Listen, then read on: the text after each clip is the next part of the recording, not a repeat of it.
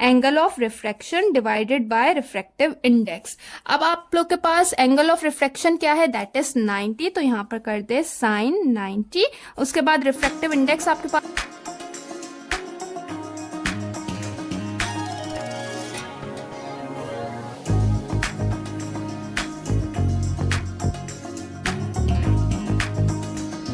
अस्सलाम वालेकुम क्लास, उम्मीद है सब खैरियत से होंगे। आज हम स्टार्ट करेंगे क्लास 10 का unit number 13 that is geometrical optics.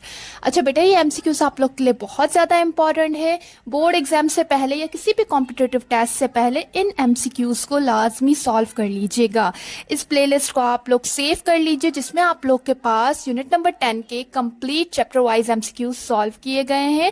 लाजमी आप लोगों ने ये एमसीक्यूज सॉल्व करने हैं, बिल्कुल भी स्किप नहीं करने। ये एमसीक्यूज बहुत इंपॉर्टेंट होते हैं और हम ये जस्ट एमसीक्यू सॉल्व नहीं करते बल्कि इनसे रिलेटेड जितने भी कंसेप्ट होते हैं उन्हें भी क्लियर करते जाते हैं, ताकि अगर इनके अलावा भी कोई एमसीक्यूज बने तो हम उन्हें भी इजीली सॉल्व कर सकें। तो आप लोगों ने ये प्लेलिस्ट कंप्लीट देखनी है, ठीक हो गया? तो चले आज स्टार्ट करते हैं unit number 13 that is geometrical optics.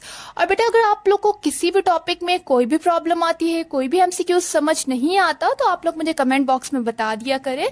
उस टॉपिक से रिलेटेड आप लोग को कंप्लीट एक्सप्लेनेशन मिल जाएगी, ठीक हो गया? तो चले स्टार्ट करते हैं। और first MCQs is in a concave mirror the image size depend upon. Concave mirror में इमेज साइज किस चीज पे डिपेंड करती है?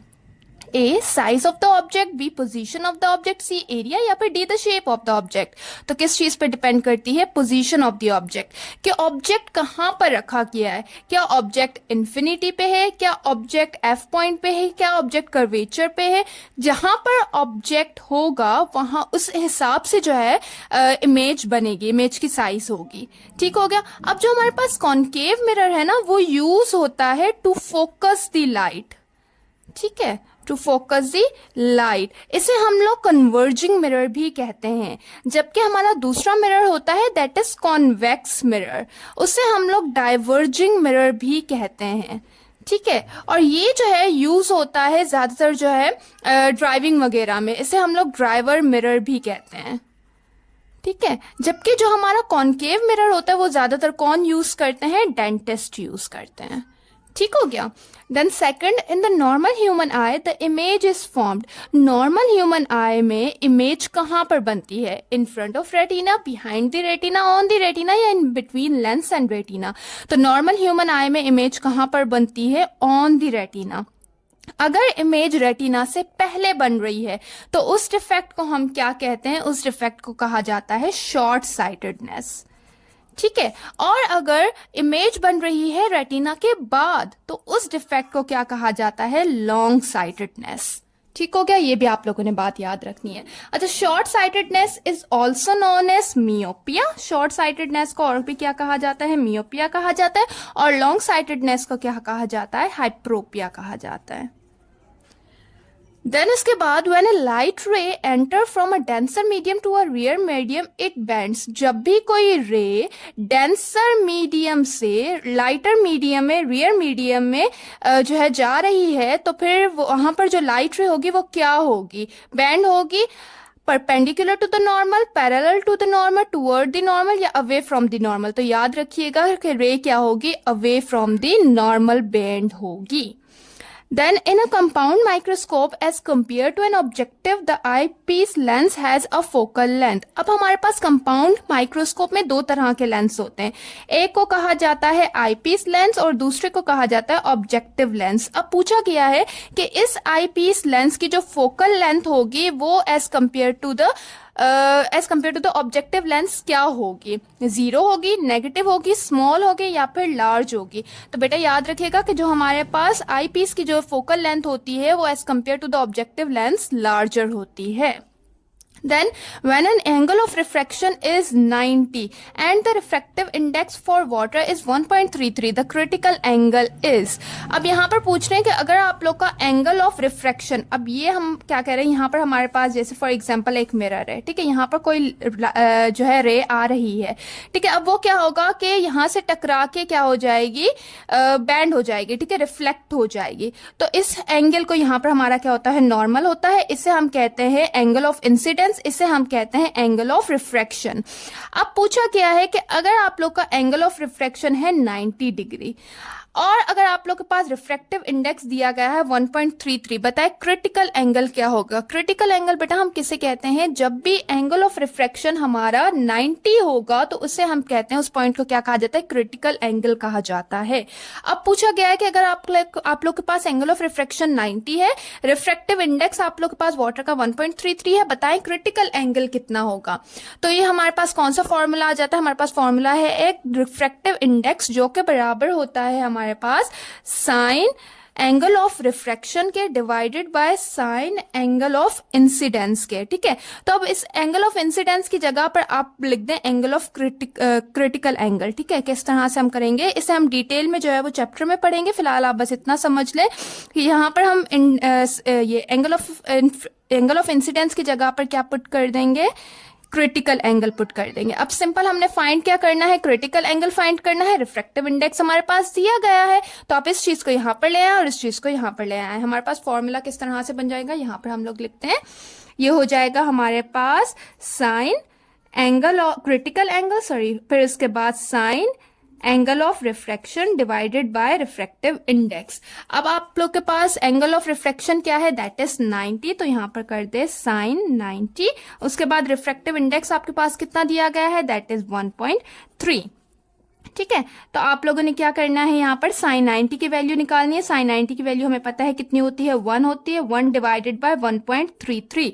अब 1 को जब आप डिवाइड करेंगे 1.33 के साथ तो आप लोग के पास आंसर क्या आ जाएगा, दैट इज 0.75।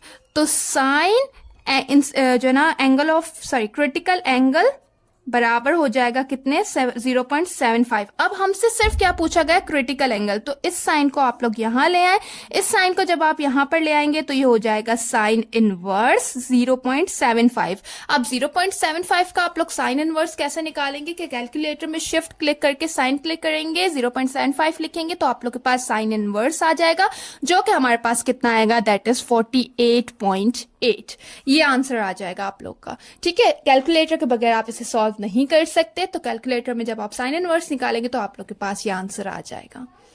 ठीक हो गया। देन उसके बाद हम आ जाते हैं हमारे नेक्स्ट एमसीक्यूज हमारे हैं, to view dim stars we use. Dim stars को देखने के लिए हम क्या यूज करते हैं, A compound microscope, B simple microscope, C endoscope या फिर टेलीस्कोप। तो क्या यूज किया जाता है डिम स्टार्स को देखने के लिए, टेलीस्कोप यूज किया जाता है। Then the human eye act like a, human eye किस तरह से एक्ट करती है, तो ह्यूमन आई एक्ट करती है एज अ कैमरा। ठीक है, और इसके अलावा ये भी याद रखिएगा कि जो कैमरा होती है, जिस तरह से फॉर एग्जांपल के पहले क्या होती है कि लाइट किस पे पड़ती है, ऑब्जेक्ट पे पड़ती है, फिर ऑब्जेक्ट से रिफ्लेक्ट होकर हमारे आईज पे पड़ती है और फिर हमारे आईज जो है डिफरेंट मेगापिक्सल पे वर्क करता है। तो इसी तरह ही प्रिंसिपल होता है कैमरा का, तो ह्यूमन आई एक्ट करती है like a camera. Then a magnifying glass forms an enlarge, magnifying glass बनाता है एनलार्ज्ड और किस तरह की इमेज, तो वो बनाता है वर्चुअल और अपराइट इमेज। अच्छा, मैग्नीफाइंग ग्लास को हमारे पास सिंपल माइक्रोस्कोप भी कहा जाता है, ये बात भी आप लोग याद रखिएगा। ठीक है, और इसमें मैग्नीफाइंग ग्लास में हमारे पास कौन सा लेंस यूज होता है या कौन सा मिरर हमारे पास यूज होता है, that is convex. Then the entire light is reflected into the same denser medium which is called total। अब जब इसको पहले थोड़ा सा इसका कॉन्सेप्ट समझ ले कि ये क्वेश्चन क्या रहा है। अब हमारे पास फॉर एग्जांपल एक मीडियम है, ठीक है, एक डेंसर मीडियम है, दूसरा है रियर मीडियम। जब क्या होता है कि लाइट डेंसर मीडियम से रियर मीडियम में जाती है तो वो बेंड होती है। अब हमारे पास यहाँ पर क्या कह रहा है कि भाई हमारे पास यहाँ पर एक जो है वो मिरर, जैसे कि हमारे पास एक मीडियम है, ठीक है, अब लाइट क्या हुआ कि यहाँ पर आके टकराई, वापसी क्या होगी, यहाँ पर जैसे ही लाइट आके टकराई तो वो क्या होगी, रिफ्लेक्ट होगी। जब हमारे पास एंगल ऑफ रिफ्रैक्शन हो हमारे पास 90 डिग्री, तो उसे हम क्या कहते हैं, क्रिटिकल एंगल कहते हैं। ठीक है, उसे क्या कहा जाता है, क्रिटिकल एंगल।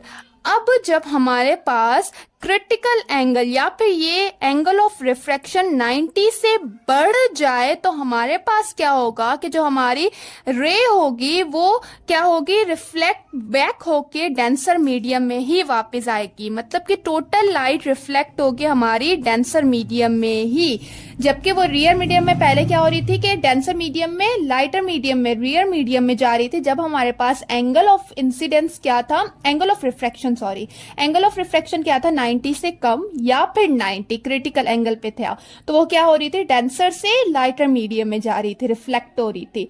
लेकिन जब हमारे पास एंगल ऑफ रिफ्रैक्शन 90 से बढ़ जाए तो हमारे पास टोटल लाइट रिफ्रैक्ट होगी किसमें, डेंसर ही मीडियम में, तो उसे हम लोग क्या कहते हैं, टोटल इंटरनल रिफ्लेक्शन कहते हैं। The entire light is reflected into the same denser medium। जब total light same denser medium में रिफ्लेक्ट हो तो उसे क्या कहा जाता है, टोटल इंटरनल रिफ्लेक्शन कहा जाता है। ठीक, देन उसके बाद 10 है, in the optic fibre the core is made of glass और प्लास्टिक ऑफ रिलेटिवली। अब ऑप्टिक फाइबर में जो हमारे पास कोर होता है वो बना हुआ होता है ग्लास और प्लास्टिक से, जबकि उसकी रिफ्रैक्टिव इंडेक्स क्या होती है, हाई होती है। Then a magnifying glass is also called, जैसे कि हमने यहाँ पर भी पढ़ा कि मैग्नीफाइंग ग्लास को क्या कहा जाता है, magnifying glass is also known as simple microscope. Then the defect in which the image is form beyond the retina is called, वो डिफेक्ट जिसमें इमेज बन रही है रेटिना से, रेटिना के बाद, ठीक है, बियॉन्ड द रेटिना, तो उस डिफेक्ट को क्या कहा जाता है, उस डिफेक्ट को कहा जाता है लॉन्ग साइडेडनेस, या फिर हम इसे क्या कहते हैं, हाइप्रोबिया भी कहते हैं। अच्छा बेटा, ये हम डिफेक्ट किस तरह से करेक्ट करते हैं, कौन सा यहाँ पर हम लेंस यूज करते हैं, दैट इज कॉन्वेक्स लेंस। ठीक हो गया, जबकि शॉर्ट साइटेडनेस में हम कौन सा लेंस यूज करते हैं, that is concave lens. Then the short sightedness can be corrected, अच्छा यहाँ पर ये क्वेश्चन आ गया कि the short sightedness can be correct by, short sightedness को हम किस तरह से ठीक कर सकते हैं, कौन सा इसमें हम ग्लास या लेंस यूज करते हैं, तो कौन सा यूज करते हैं, कॉनकेव लेंस यूज करते हैं।